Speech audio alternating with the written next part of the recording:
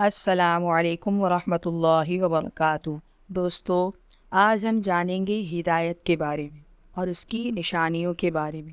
اس لیے بہت غور سے سنیے گا، کیونکہ ان نشانیوں سے ہی ہمیں پتہ چلے گا کہ ہم ہدایت پر ہیں یا نہیں۔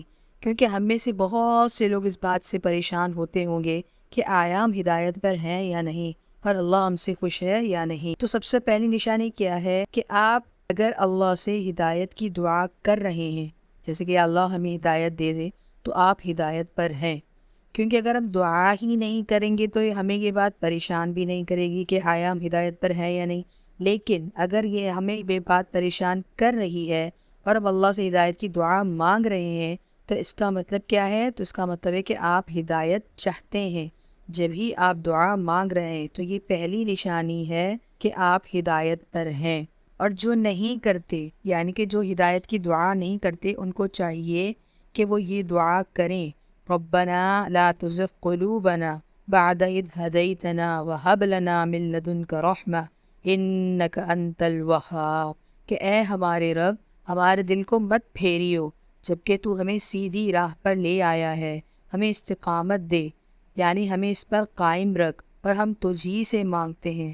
بے شک تو ہی بانٹنے یعنی رحمت دینے والا ہے، بے شک تو ہی سب کچھ دینے والا ہے۔ سو یہ دعا ہدایت کے لیے بہت بہترین دعا ہے، اور ہمیں چاہیے کہ ہم بجائے دوسروں سے کہیں کہ ہماری ہدایت کے لیے دعا کرو، خود اللہ سے ہدایت مانگے یہ دعا پڑھ کر۔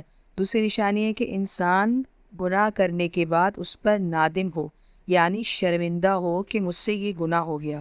اگر آپ کے اندر وہ شرمندگی ہو گناہ کرنے کے بعد، تو آپ ہدایت پر ہیں، کیونکہ بہت سے لوگ گناہ کر کے بھی شرمندہ نہیں ہوتے بلکہ اکڑ جاتے ہیں۔ مثلاً کسی پر ظلم کر کے خوش ہوتے ہیں، دل دکھا کر خوش ہوتے ہیں، تو ہدایت سے دور ہیں۔ سو کبھی گناہ کر کے اکڑنا نہیں چاہیے، فوراً توبہ کرنی چاہیے۔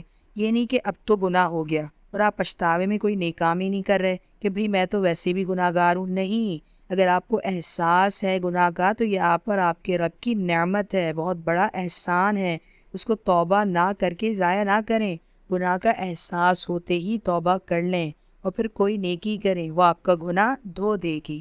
جیسے کہ ایک حدیث میں ہے کہ آپ صلی اللہ علیہ وسلم نے فرمایا، جس کا مفہوم ہے انسانوں میں بہت سے انسان ایسے ہیں جو گناہوں کے عادی ہو جاتے ہیں، یعنی بار بار کرتے ہیں، توبہ کرتے ہیں، پھر وہی گناہ کرتے ہیں۔ تو اس کا مطلب کہ وہ اس گناہ سے آزمایا جا رہا ہے، یعنی بہت کوشش کرتا ہے، پھر ہو جاتا ہے، توبہ کرتا ہے، تو اس گناہ کے ذریعے اللہ اسے آزما رہا ہوتا ہے، یعنی اس کا امتحان لے رہا ہوتا ہے۔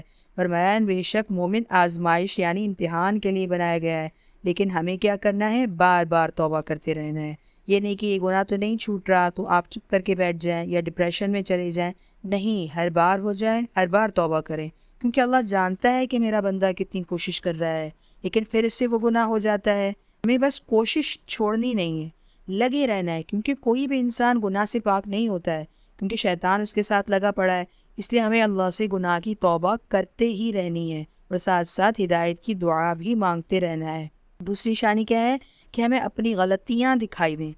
دوسروں کی تو ہر انسان کو دکھائی دے رہی ہوتی ہیں، ہمیں اگر اپنی غلطیاں دکھائی دے رہی ہیں تو سمجھیں آپ ہدایت پر ہیں۔ مثلاً کسی کا دل دکھایا، آپ کو فوراً احساس ہو گیا کہ میں نے دل دکھایا ہے، تو یہ اپنی غلطی آپ کو دکھائی دی، تو یہ بھی ہدایت کی نشانی ہے دوستو یہ وہ چند نشانیاں ہیں جس سے آپ کو اپنی ہدایت پر ہونے کا پتہ چلتا ہے۔ اس لیے ہمیں چاہیے کہ ہم اللہ سے ہر وقت ہدایت کی دعا مانگیں۔ کوئی بات نہیں، گناہ ہو جاتا ہے، فوراً توبہ کر لو، وہ اللہ ہے، وہ معاف کر دیتا ہے۔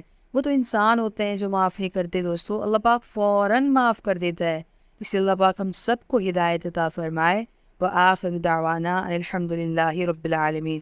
دوستو اگر آج کی ویڈیو آپ کو پسند آئی تو اس کو لائک کر دیں، شیئر کر دیں، اور چینل کو سبسکرائب کر دیں۔ السلام علیکم ورحمۃ اللہ وبرکاتہ۔